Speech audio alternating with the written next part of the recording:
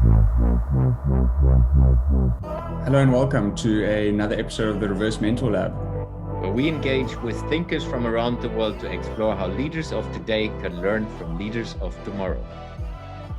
You're back with your hosts. I'm Joshua. And I'm Jens. In this episode, we chat to Debora Labusch, a young thinker with passion for culture and communication. She's a co-founder of the XYZ Playground, a reverse mentorship platform. Please welcome to the show, Debora. Hello, Debora. Welcome to the show. Great to have you with us. Thank you, Jens and Joshua. I'm really excited to be here. Thanks for having me. I'm really looking forward to the conversation. It's a pleasure. We should be the ones thanking you, and thank you for your time, and thanks for giving us the opportunity to learn from your mind and from your passion for communication, which is what we're going to be talking about today. So for those of you who don't know, and you will know by the end of this conversation with Debora, is that she's extremely passionate about culture. She's extremely passionate about people. And the third element that she's extremely passionate about is communication. So we hope to unearth and pull out a few nuggets, both from an experienced thinker and a young thinker's perspective inside of this conversation. So Debora, thanks again for your time, and really looking forward to it. So the theme that we're going to be jumping into this conversation with is the importance of learning to communicate for young thinkers. So Debora, I'm going to throw this question and ask you to kick off with why is that important? Why should young thinkers learn to communicate? So I think that it's really easy when you are a young thinker in a professional setting that you kind of want to follow the rules and just, take everything that is said as like a rule, or I don't know. And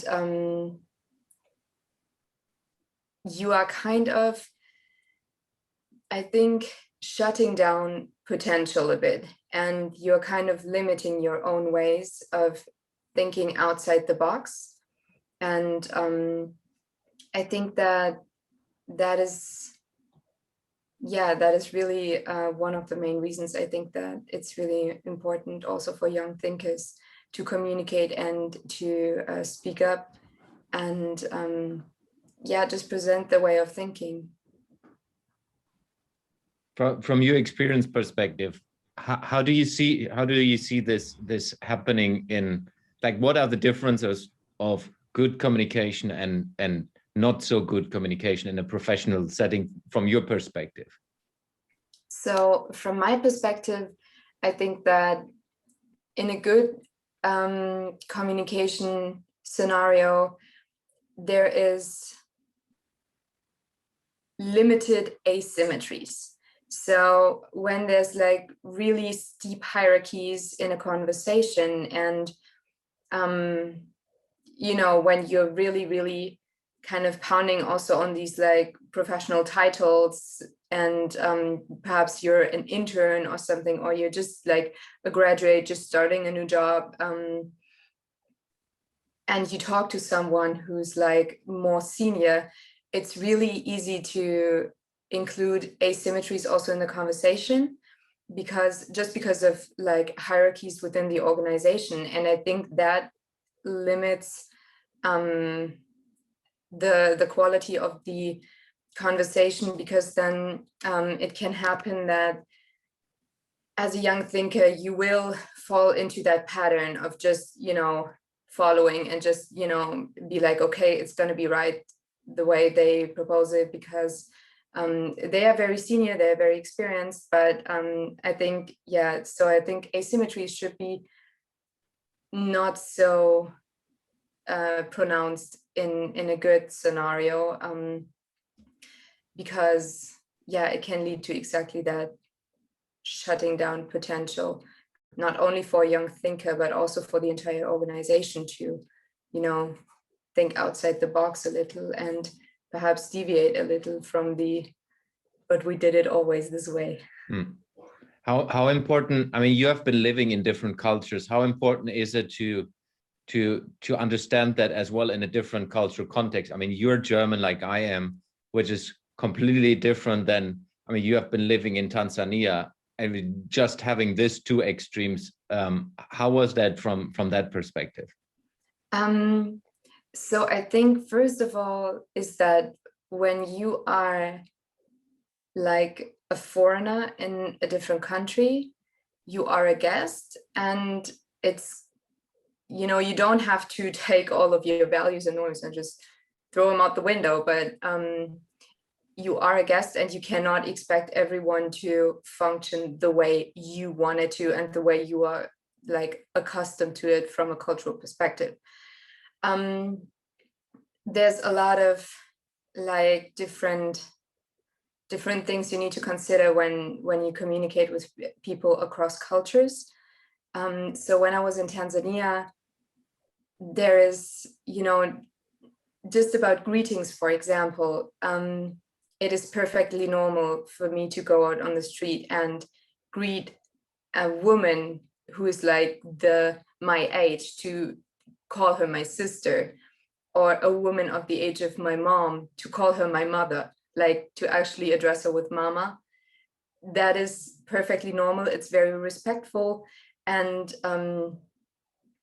yeah, it was also like when I told my family back home about it, they were a little like, you're calling strangers mama? And I was like, yes, let me explain. It's like just a sign of respect, really, that you give to other people.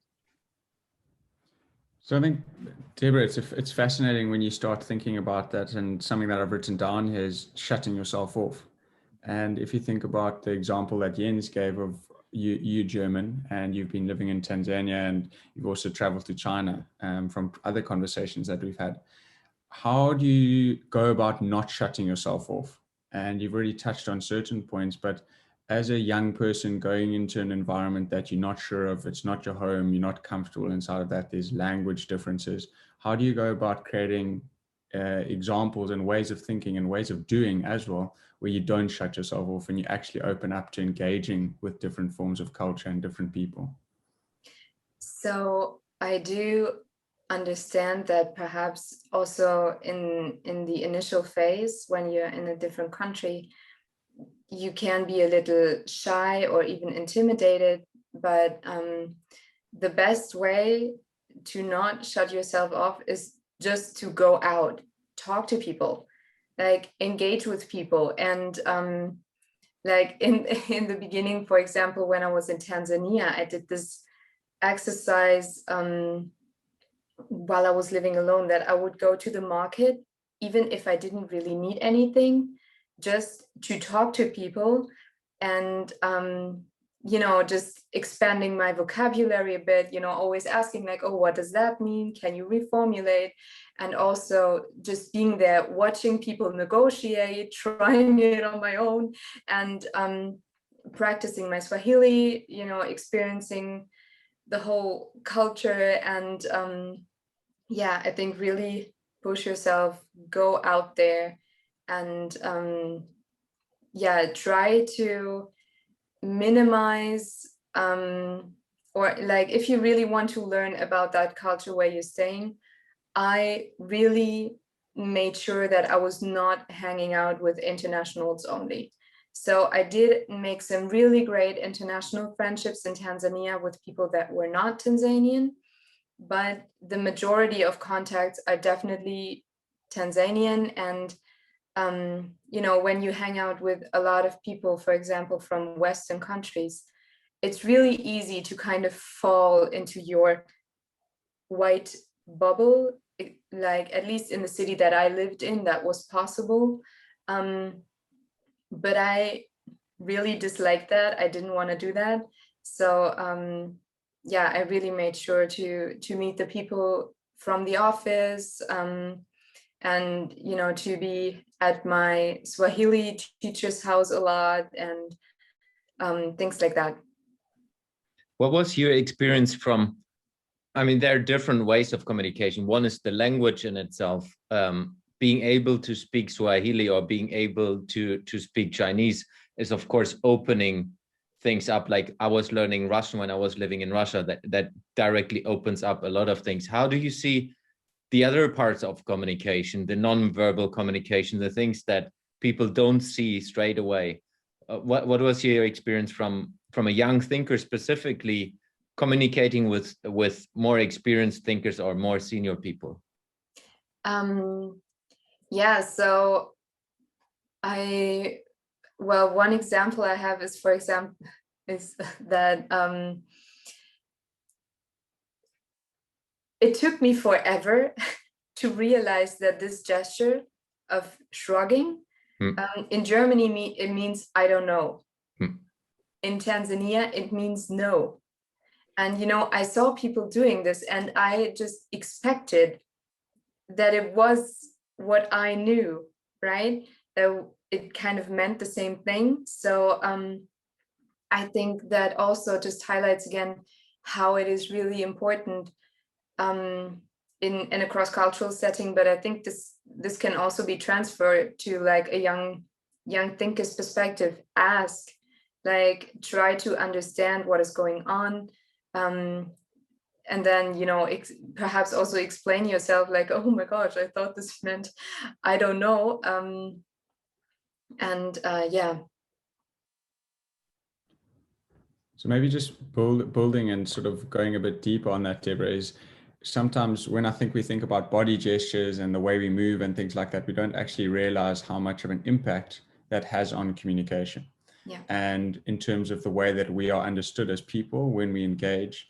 And one example that I will use when I was a lot younger is I was at school, and one of the teachers said to me that they admired the appreciation and the listening that I did inside of that classroom, because whenever they were talking, I was looking at them in the eye.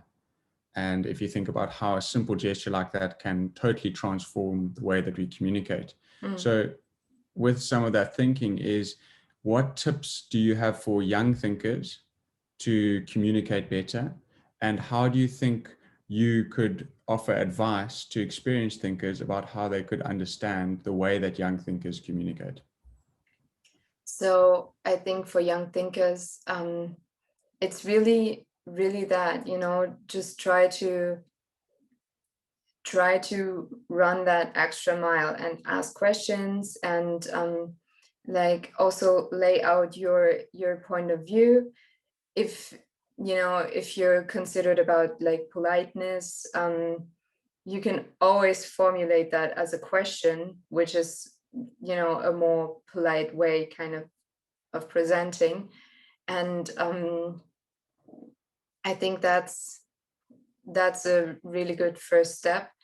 From an experienced thinker's perspective, I think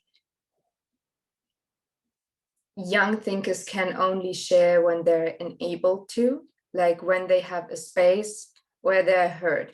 Because otherwise, I mean, they can still share, but there's not really any value in it when it's not heard, when nobody listens. So I think from an experienced thinker's perspective, it's definitely, try to enable that space of also like cross-generational thinking and exchange and communication, so that you make room for that value that young thinkers may be able to provide. Yeah. If you take an example, imagine the two of us are working in the same organization, and I'm maybe 20 years older. Maybe. So I'm a senior manager in a business, and you are working inside the business, and we have never met each other. So we are meeting in a corporate setting. And how would you approach me from a perspective of what you would expect from an experienced thinker of opening up a dialogue, giving you the chance of being yourself and being able to like get your point across? What if we turn this around, what would you expect from a senior thinker? And then as well, what would that mean for other senior thinkers like listening to this podcast? So I would expect that we do find a time where we can like talk, and where I have the chance to kind of and if it's just, you know, a 15-minute chat or something, you know, it doesn't have to be an hour or half an hour, But if you can just kind of dedicate 15 minutes and we can, I can, I don't know, tell you about my ideas, or we can brainstorm some together, or things like that. I think that is what I would really like. Or if, you know, be open and approachable, where I can be like, hey, I would like your opinion on this. I had these and these and these thoughts. What is your point of view? Like, I think things like that. I think that if senior people in organizations would go for that and be really approachable to young talent, that's, you know, it helps everyone, because then maybe like real value created for the organization, and you help the young thinker kind of grow in their experience and also in their way of communication. You give them feedback. It's you know, a chance for them to grow in their thinking and how to look at certain problems or situations. And also you are kind of helping yourself, because you are also opening yourself up to like a new opinion that may not have been on your radar. And yeah, so I think it's has a lot of benefits. I would like to drill deeper. So Mhm. how would you see that from a perspective of what is approachable for you? I like that way of a senior person needs to be more approachable. So one thing is, I'm the senior person and I approach you. So, hey, let's meet for a coffee, Debora, and then we talk. But if I would not do that, how can I make myself more approachable to you? What is the ways of like tips and tricks we can deliver to experienced thinkers that they could open up in a way? Yeah, so that's a really good question. I think that you know, if there's a new employee or something that is being introduced to you or something, really stress that you are, you know, open to conversation and also to ideas and things like that. And I think, yeah, that would be a really good first step. And then, you know, you can, if you're not available for that, you can always like send someone an email thing in the organization and be like, hi, I heard you're new, or hi, you're like a new part of my team now. And yeah, I think it's good for the team spirit if we get to know each other a bit. Like, please feel free to schedule an appointment of like 15 minutes where we can chat or something like that, where you really, and then, you know, also another point is that when those first steps are initiated, that you kind of show that the thinking is used somehow. You know, when people always ask for, I don't know, feedback or something, and people provide that and then nothing changes, it's kind of like, what are we doing this for? But I think if people actually see that their thinking, you know, somehow makes sense, and perhaps not all of it is completely applicable or something, because, you know, it's, you're still like not as experienced as a senior, and there might be things that you're not considering, then, you know, still perhaps little parts and bits from your thought pattern are kind of utilized in further processes or whatever you've been chatting about. I think that's also like a really good way to see, okay, if I actually, he or she doesn't just say, yeah, sure, like, let me know, let's talk, and then I don't know, it's just trying to be polite or something, but it's actually a piece of value that that senior person can find in in my thoughts.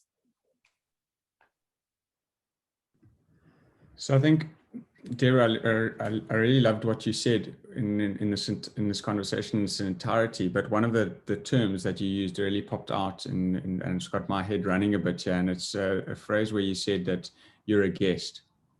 And if you think about the way that we communicate and the way that we interact, and we've spent the last couple of minutes talking about tips and tricks for experienced thinkers, but I think that phrase in terms of saying you're a guest can be remarkably, what's the right word, but it would change the way that you interact with people, regardless whether you're experienced or a young thinker, and regardless of your age.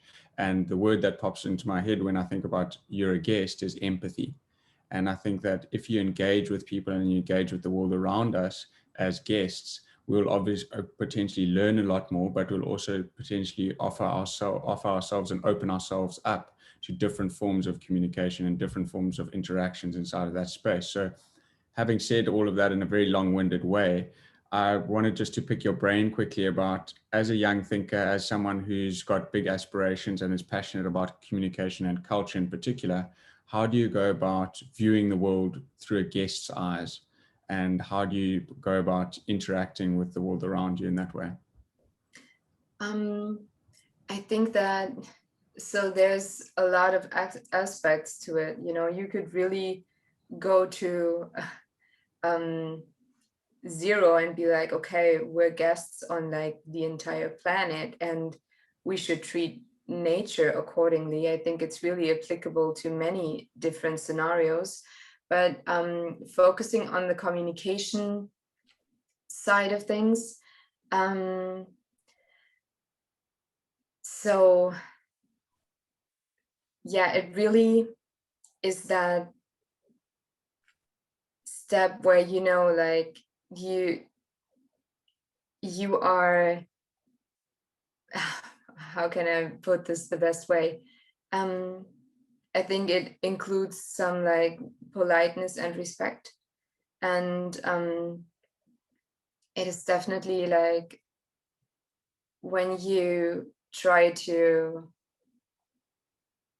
like, it's basically taking a step back and also really being a careful listener and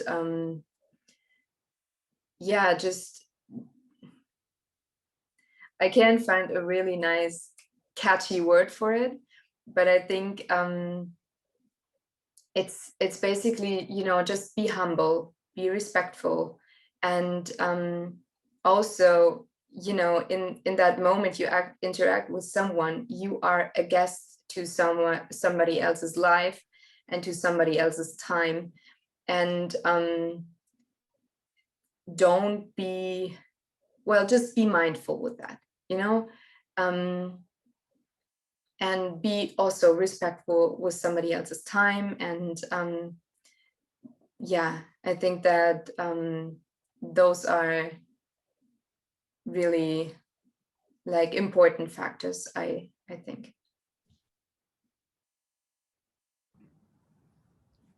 Yeah, I love that, and being humble. And I think that that sort of links back to something, and a question that Jens asked you was around what tips and tricks do you have for experienced thinkers?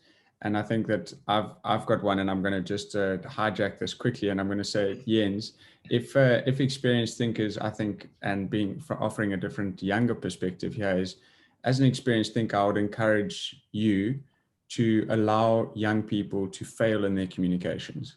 And what I mean by that is allowing them to learn from their mistakes. So if we use the analogy of wrapping something in cotton wool, and acknowledging that as a young thinker, we may not have the best way to communicate things. However, we can often learn a lot faster if we fall over and break ourselves or break the communication channel inside of that space. And that's something, and a tip and a trick. So I would encourage experienced thinkers to think about how can you go about creating an engagement space, as Debora mentioned, in terms of allowing young thinkers to open up, to share their ideas, but also allow them to fail and to fall over inside of that space so that they can learn from that feedback that they receive. Yeah, and that's similar to how I learned it over time.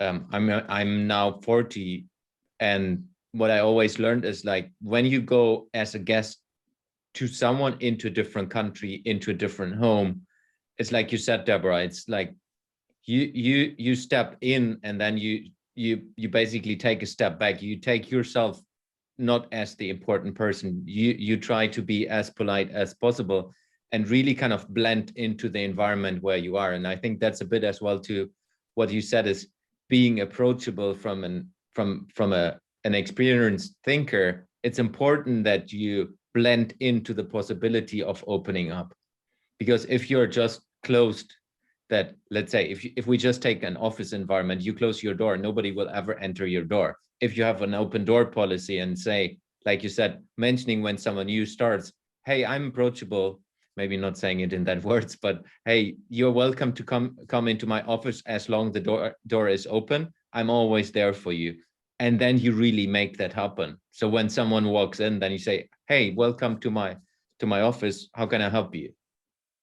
Because then people, other young thinkers will see that and they will say, oh, he's really meaning it. It's not just saying it, because that's always the difficult part, because I've heard this words inside my corporate life. Yeah, I'm available for everyone. Just send me an email and just contact me.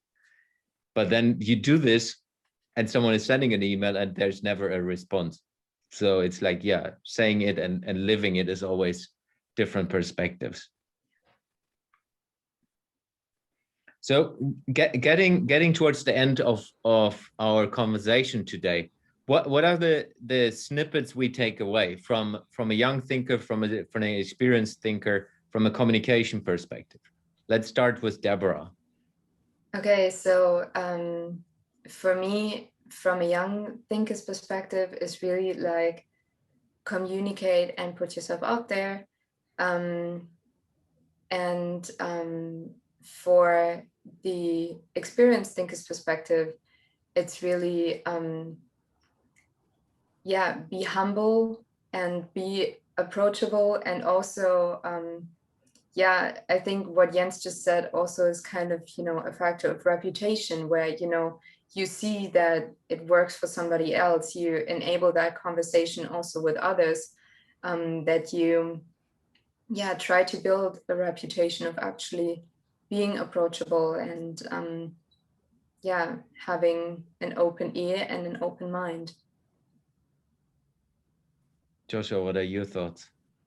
So I think let's do Deborah, the experienced thinker, and then the young thinker, the second young thinker in the room, Okay. because you outnumbered today, Jens. Sure, that will always be the case, I guess. We need to get a couple of more experienced thinkers on. No, so for me, it's really, I like this, be a guest and communicate and use the communication as a wider sense than just the words as being a guest. I love that perspective. For me, as an experienced thinker, seeing myself as an experienced thinker and young thinker, so I'm still in the middle, but this, if you just treat it that way, that works in both directions.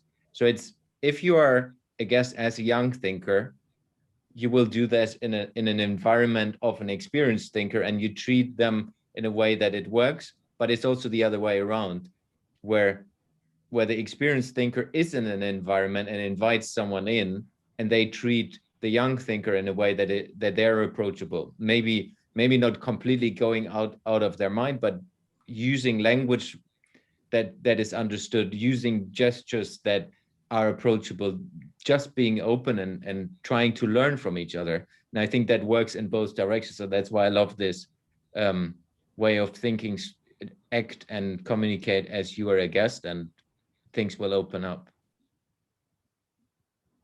Yeah, very powerful, Deborah, and that you've given us a great takeaway about thinking in the way that you are a guest when you communicate. And I'm not going to try and repeat a lot of what Jens said, but I'm just going to encourage people to something that you mentioned earlier, Deborah, where you said, don't shut yourself off.